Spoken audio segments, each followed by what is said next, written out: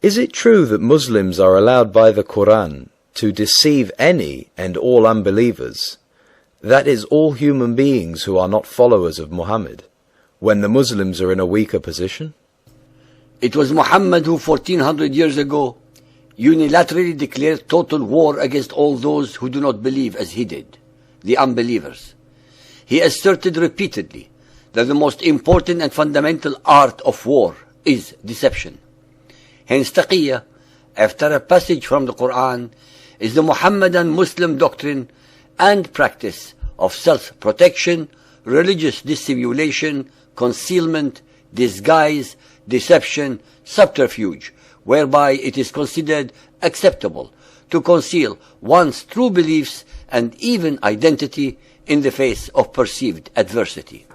The above definition must be clearly explained. First, the concealment of one's beliefs does not mean an abandonment of these beliefs. The distinction between concealment and abandonment must be clearly understood. Second, the word beliefs and/or convictions does not necessarily mean religious beliefs and/or convictions only. Let us look at the Taqiya according to the Sunnis. Some Sunnis assert that al-Taqiya is an act of pure hypocrisy that serves to conceal the truth and reveal that which is the exact opposite of the truth.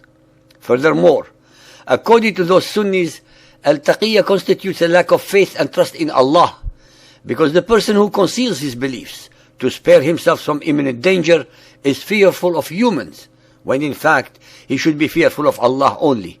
As such, this person is a coward. Let us now look at Sunni sources in support of al-Taqiya. The following exposition will demonstrate the existence of al-Taqiya in the Quran, Hadith, Muhammad, as well as his companions' custom. As usual, Sunni books will be used to further the argument.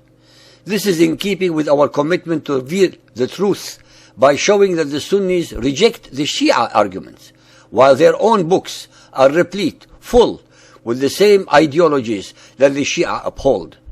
It is in similitude of the pot calling the kettle black. Although some Wahhabis staunchly argue their aforementioned statements and aggressively defame the Shia and refute their doctrines, they have failed to explain the validity of their argument vis-à-vis the existence of these same doctrines in their own books. Those who think that they are the true protectors of the Sunnah of Muhammad and the only guardians of the Islamic faith, how can they explain their own rejection of that which they are supposed to protect? Rejecting al-Taqiya is rejecting the Quran, as will be shown. Reference 1. Jalal al-Din al-Suyuti in his book Al-Durr al-Manthur fil Tafsir al-Ma'thur narrates Ibn Abbas, who is the most renowned and trusted narrator of tradition in the sight of the Sunnis, regarding his opinion of al-Taqiya in the Quranic verse, Surah Ali Imran 3.28. Let not the believers take for friends or helpers unbelievers, rather than believers. If any do that, in nothing will there be help from Allah, except by way of precaution that you may guard yourselves from them. Tattaqu. But Allah cautions you, tuqatan, to remember himself, for the final goal is to Allah. That Ibn Abbas said, al-Taqiya is with the tongue only. He who has been coerced into saying that which angers Allah, and his heart is comfortable, that is, his true faith has not been shaken, then saying that which we has been coerced to say will not harm him at all, because al-Taqiya is with the tongue only, not the heart. Reference 2.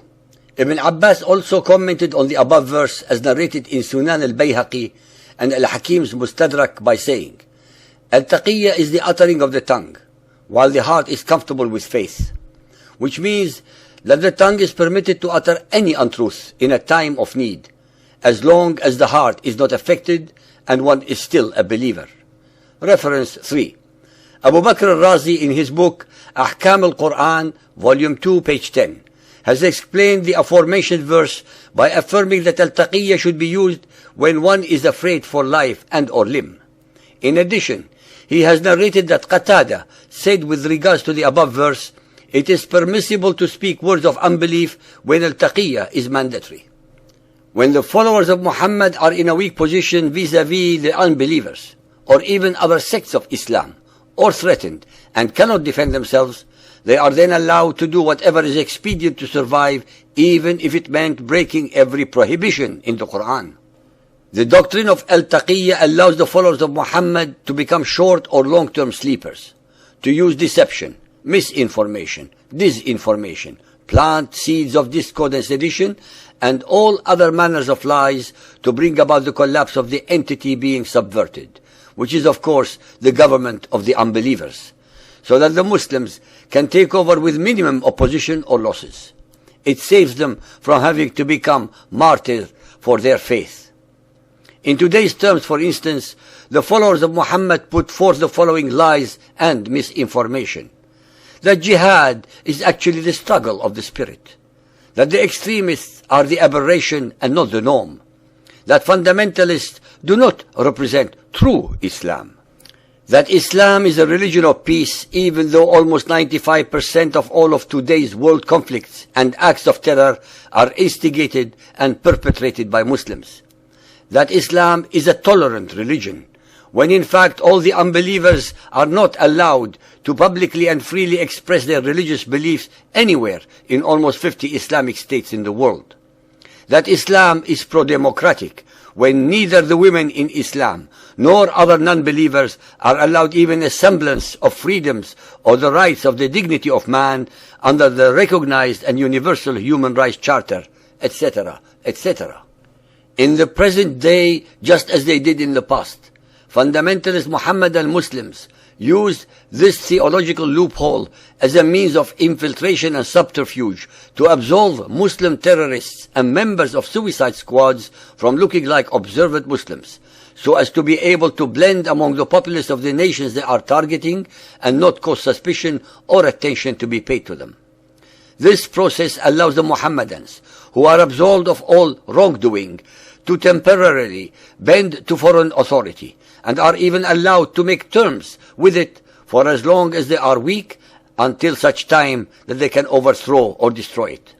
The principle of Taqiya allows the ignorant Western and or unbeliever statesman to fall into the deadly trap of trusting the words, the signature, or any form of agreement made with a Muslim. He neither realizes nor conceives that all these procedures and agreements are totally meaningless, since the signatory to the agreement, the Mohammedan Muslim, has absolutely no intention of honoring them in the long run. They are only a means to an end, that is, the end of the gullible non-believer who signed them. When dealing with a Muslim statesman or diplomat, the real issue is not what he says or means, but actually what he intends to do in his heart, which is of course unfathomable. Muhammad repeatedly asserted that deception is one of the best strategies of waging war. We in the Western democracies and everywhere else in the world who are unbelievers are being deceived, subverted, and slowly destroyed from within and without by the followers of Muhammad, because our leaders do not comprehend or understand those they are dealing with.